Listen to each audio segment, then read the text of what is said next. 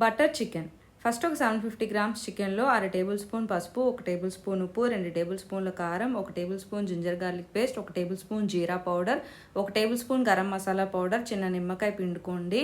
అలాగే 1 cup curd, 1 tablespoon kasuri methi వేసి chicken అంతా బాగా పట్టించి 1 గంట పక్కన ఉంచండి. ఇప్పుడు ఒక కడాయి తీసుకొని అందులో బటర్, కొన్ని స్పైసెస్, ఒక సన్నగా తరిగిన ఉల్లిపాయ వేసి లైట్ బ్రౌన్ కలర్లో అయ్యేంత వరకు వేయించుకొని 2 చాపు టొమాటోస్ వేసి సాఫ్ట్గా అయ్యేంత వరకు వేయించుకోవాలి.